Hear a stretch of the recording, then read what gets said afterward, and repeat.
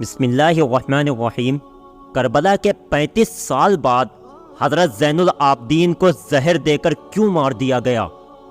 حضرت زین العابدین کے جنہیں امام سجاد بھی کہا جاتا ہے، وہ 10 محرم 61 ہجری میں کربلا کے میدان میں موجود تھے، لیکن بہت زیادہ بیمار ہونے کی وجہ سے وہ اس جنگ میں حصہ نہ لے سکے۔ جب یزید کی فوج نے سبھی اہل بیت کو شہید کر دیا تو ابن زیاد کی نظر حضرت زین العابدین پر پڑی، تو اس نے حکم دیا کہ اس لڑکے کی بھی گردن کاٹ کر اسے نیزے پر لٹکا دیا جائے۔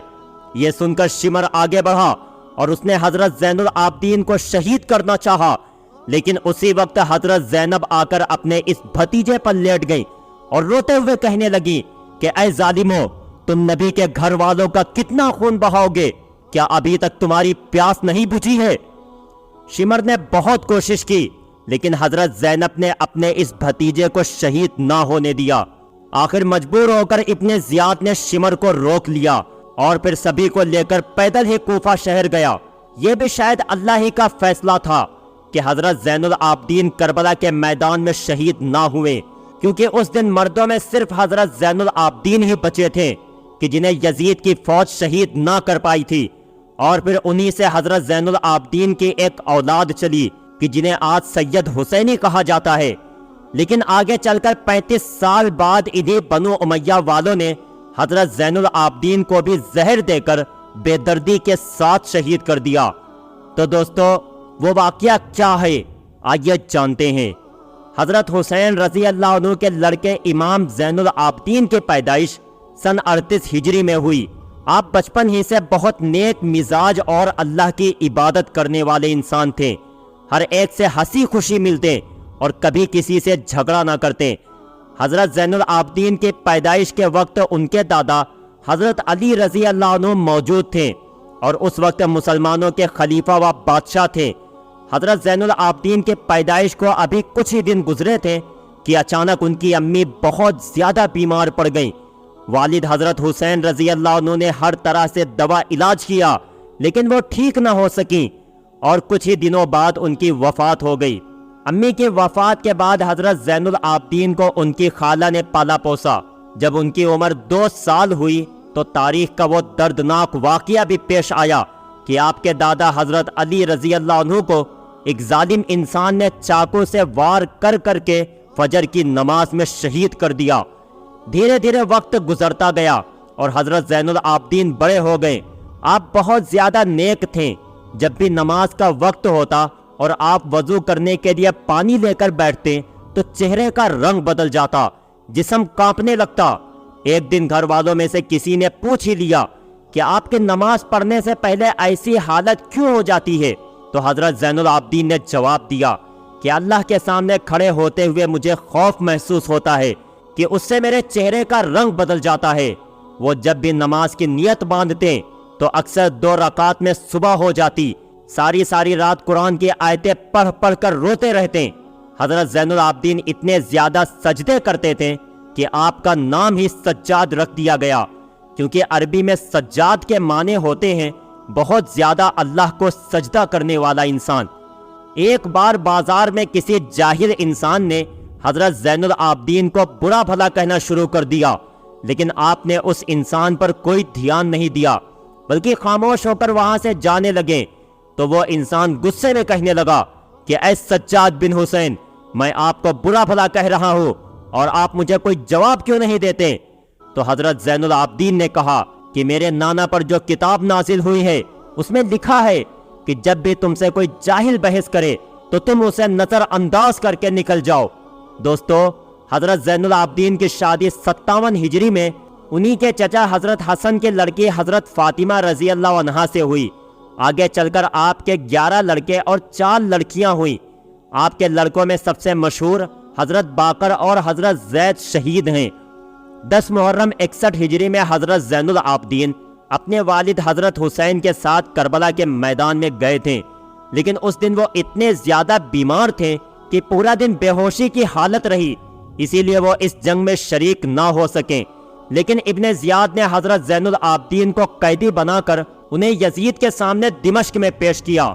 کچھ روایتوں کے مطابق یزید نے کربلا کے واقعے کے بعد اہل بیت کی سبھی عورتوں کو مدینہ واپس بھیج دیا، لیکن حضرت زین العابدین کو 1 سال کے لیے جیل میں قید کر لیا۔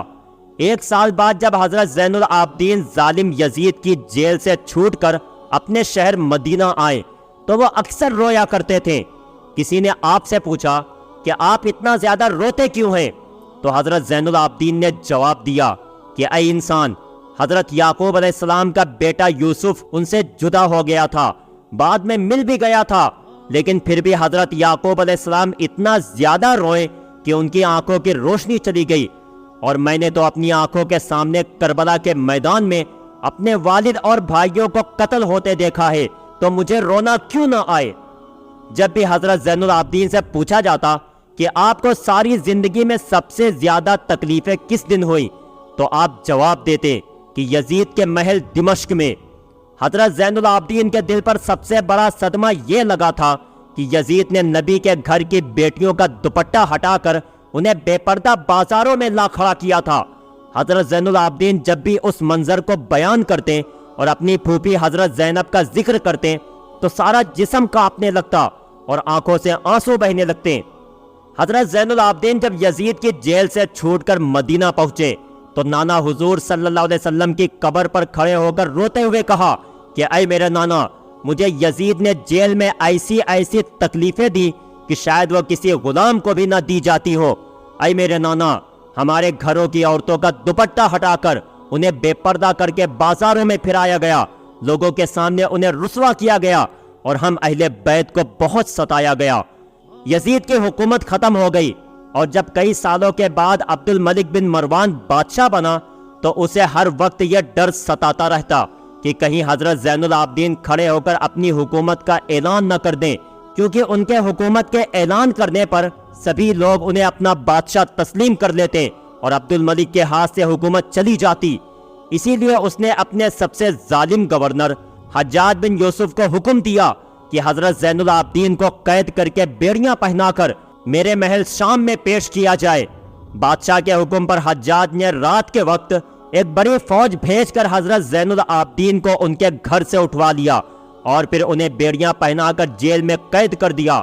لیکن انہی دنوں کسی نے بادشاہ عبد الملک کو سمجھایا کہ آپ یہ گناہ نہ کریں، کیونکہ آج تک بنو امیہ کے جن جن بادشاہوں نے اہل بیت کے لوگوں کو ستایا ہے تو ان کی حکومت کا خاتمہ بہت جلد ہو گیا، اور حضرت زین العابدین کو حکومت سے کوئی تعلق نہیں، وہ تو بس ہر وقت نماز و روزے میں لگے رہتے ہیں، انہیں عبادت کے علاوہ کسی سے سروکار نہیں، اس لیے انہیں ان کی حالت پر چھوڑ دو۔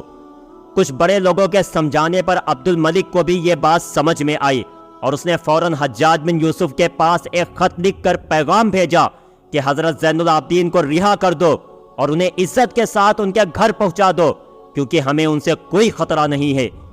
اس کے بعد عبد الملک کے زمانے میں حضرت زین العابدین کو کسی طرح کی بھی تکلیف نہ دی گئی، لیکن جب عبد الملک کی موت ہوئی اور پھر ان کا لڑکا ولید حکومت کا بادشاہ بنا تو اس نے سب سے پہلا کام یہ کیا کہ حضرت زین العابدین کو زہر دے کر شہید کروا دیا، کیونکہ اسے ڈر تھا کہ کہیں حضرت زین العابدین اٹھ کر اپنی حکومت کا اعلان نہ کر دیں۔